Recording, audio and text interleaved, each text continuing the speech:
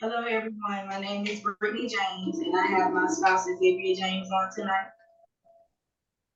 My name is Jason King, and I am here with my girlfriend, Megan Walters.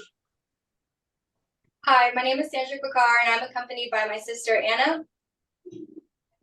All right, I just want to thank you guys for helping us out tonight. Let's begin. Can you match income to expense while working a minimum wage job? That's what Arthur Barbara Ehrenreich wanted to find out when she wrote the book Nickel and Dime. The simple answer is no, you can't. In most cases, Barbara had to work more than one job just to make ends meet.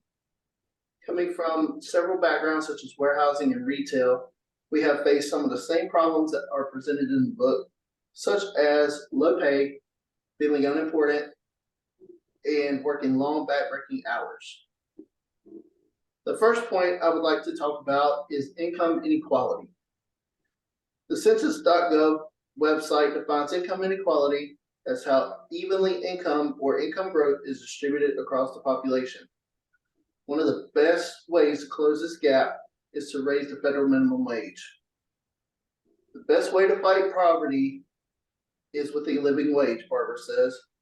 A quote from the book that still stands true 20 years since it has been written.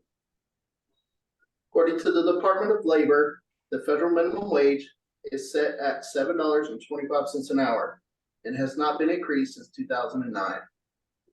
However, each state can set its own minimum wage. Around 40% of all states still use the standard minimum wage. Around some states such as California, Washington, Connecticut, and Massachusetts have set their minimum wage at above $15 an hour, with Washington, D.C. having the highest minimum wage at $17 an hour. Just to give some perspective, ZipRecruiter.com states that the national average living wage is around $27 an hour. Another way to fight income inequality would be to have more affordable housing. While on her quest, Barbara takes a job as a maid, cleaning large expensive houses while living out of cheap hotels and studio apartments. They live in substandard housing so that other homes will be shiny and perfect, says Barbara, talking about the maid's living arrangements. As of March 2023, Rent Cafe says the average rent paid by Americans was $1,700 for a 897 square foot apartment. If you worked at a job paying $7.25 an hour for 40 hours a week, you would only make $1,160 before taxes. You would be more likely to have to find a second job just to make ends meet.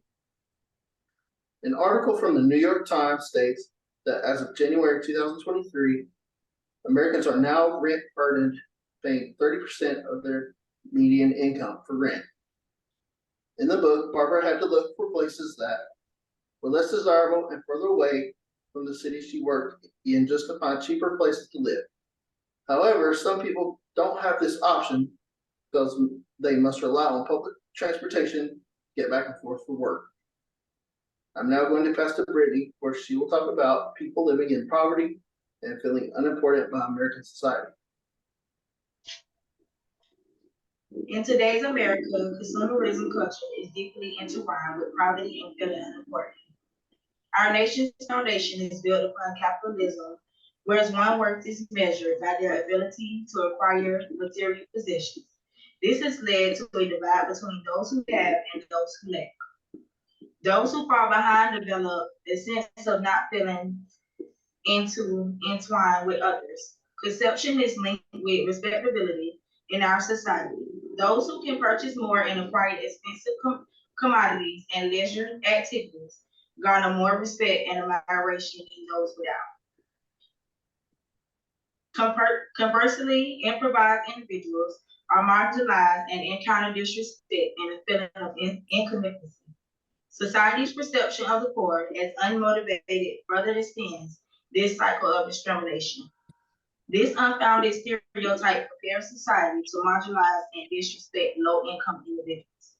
The constant comparisons between the haves and the have-not foster a harmful stigma that plagues those on the lower rungs of the socioeconomic ladder, compounding their sense of unimportance.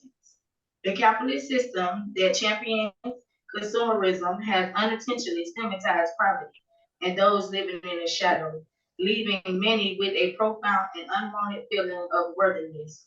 We must recognize and address this issue as a society, break free from the bonds of materialism, and foster a more inclusive and compassionate culture, wherever individuals' worth is not measured by their possessions, but by their inherent value as human beings.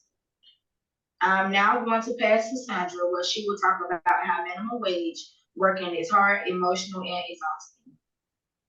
Thank you, Brittany. As we move on to the third main point, we address how low-wage jobs affect individuals on a physical and emotional level.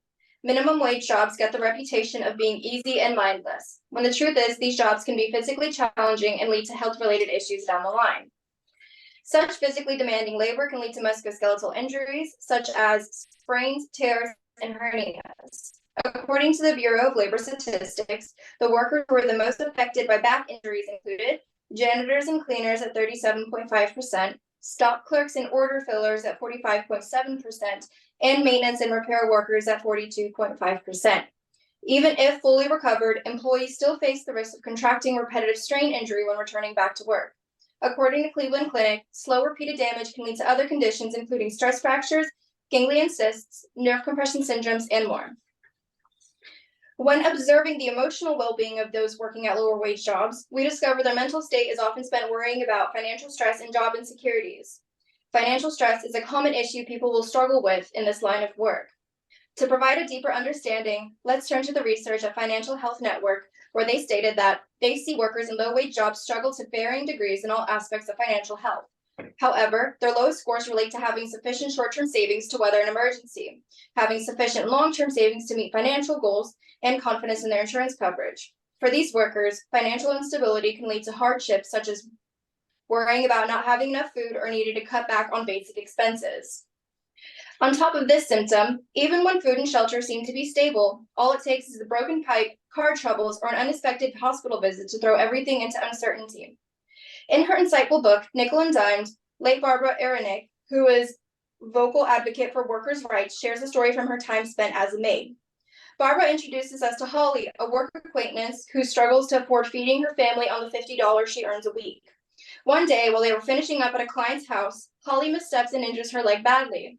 Barbara insists on taking her to the ER, but Holly refuses, afraid to miss out on a paycheck that keeps her family afloat. Instead, she calls her boss, Ted, and profusely apologizes to him for falling on the job. Barbara, enraged at Ted's response, confronts Ted for his lack of humanity. As a result, Barbara feels back from her boss and coworkers for speaking out. A few days later, Holly is still hobbling around on one foot and finally lets Barbara take her to get it checked out. This is one of many stories that workers have faced in their career. As a result, job insecurity stems from inconsistent hours, poor benefits, and a lack of stability. According to the Harvard Business Review, when workers are worried about losing their job, their performance doesn't improve. They break more rules and focus on selling themselves, often to the detriment of their teams and their organizations. Even worse, many of these behaviors spark vicious cycles that further reduce job security, harming both individual well-being and organizational outcomes. Pertaining to this discussion as well is the argument that companies can't afford to pay their workers a livable wage. In the article, Working in Fast Food by Elizabeth Waters, she refutes that statement by revealing Chipotle's sales, where they garnered up to $4.9 billion in 2018 alone. But much of that money went into pockets of high-level executives.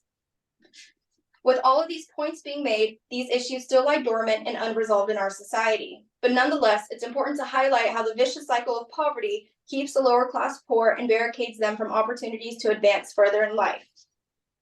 By highlighting the typical experience low-wage workers encounter, despite outside challenges that often go unseen, we aim to expose the harsh realities of poverty by shedding light on the housing crisis, consumerism culture, and the effects it has on society as a result. We hope this speech serves as a cruel reminder of the struggles and hardships our society continues to face. It challenges us to reconsider what the cost of living truly is when being trapped in a cycle of poverty is not a way of living at all. Moving forward with nobody left behind, we can strive for a tomorrow where every individual is valued and empowered to reach their full potential.